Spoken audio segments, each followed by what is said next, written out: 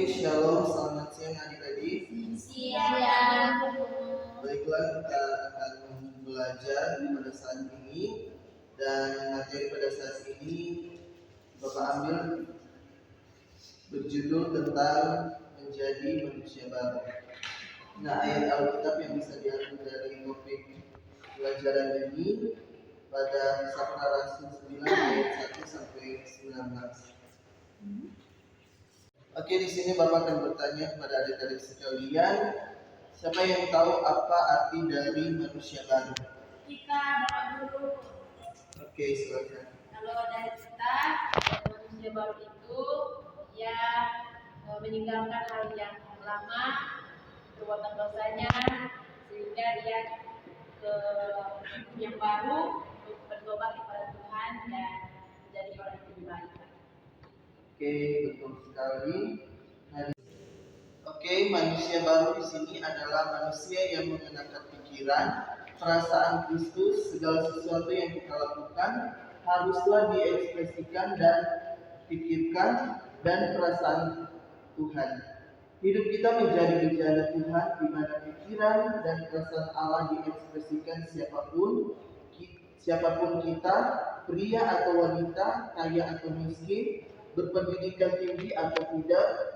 Kalau sampai kita sukses lahir baru, maka kita akan dimuliakan bersama Yesus Kristus. Nah, selanjutnya di sini ada perbedaan manusia baru dan manusia lama. Nah, perbedaan ini menunjukkan bahwa manusia baru hidup dalam kebenaran Allah. Nah, dan keselamatan, sedangkan manusia lama hidup dalam kegelapan dan dosa yang telah ia lakukan. Nah, di sini juga adik-adik, bagaimana kita memahami arti manusia baru? Nah, di sini yang pertama, manusia baru adalah konsep yang diperkenalkan oleh Paulus dalam Alkitab. Nah, terutama dalam Efesus 4 ayat 17 sampai 32 dan Kolose 3 ayat 10 sampai 17. Nah, manusia baru adalah manusia yang telah ditebus oleh Yesus Kristus dan telah diperbarui dalam roh dan pikirannya. Hidup Kristen bukan hanya diperbaiki, tetapi diperbarui atau diubah oleh Tuhan.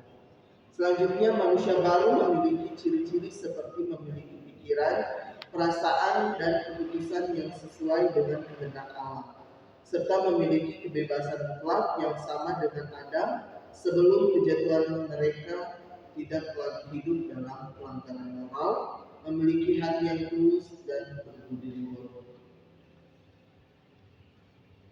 Selanjutnya di sini juga ada standar manusia baru. Nah, perlu adik-adik ketahui bersama, standar manusia baru adalah Yesus Kristus. Kurang dari itu berarti belum. Nah, siapa kita yang berani berkata sudah sempurna? Paulus sendiri berkata, aku sendiri tidak menganggap bahwa aku telah menangkapnya. Yang kukehendaki ialah mengenal Dia dan kuasa kebangkitannya dan persekutuan dalam penderitaannya, di mana aku menjadi serupa dengan Dia dalam kematiannya. Sampai sini paham?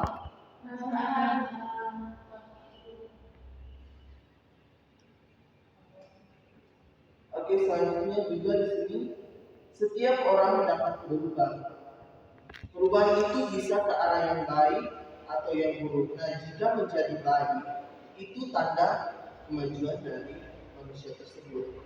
Nah, jika berubah menjadi buruk, itu tanda kemunduran dari manusia tersebut. Nah, dari kisah hidup Saulus, kita dapat mengerti bahwa pekerjaan pembaruan hidup adalah hasil pekerjaan Roh Kudus yang akan mengubah hidup manusia menjadi lebih baik dan hidup di jalan kebenaran. Nah, di sini Allah menghendaki setiap orang Kristen yang telah menerima dan mengakui Yesus Kristus sebagai Tuhan dan Juru Selamat haruslah menunjukkan perubahan ke arah yang benar. Nah, artinya di sini adik-adik menjadi seorang Kristen haruslah selalu menaati dan memenuhi perintah Allah, serta hidup dalam kebenaran dan kekudusan. Nah, inilah yang dimaksud dengan hidup sebagai manusia baru. Nah, Rasul Paulus di sini menjelaskan tentang ciri-ciri manusia lama dengan menggunakan contoh sederhana.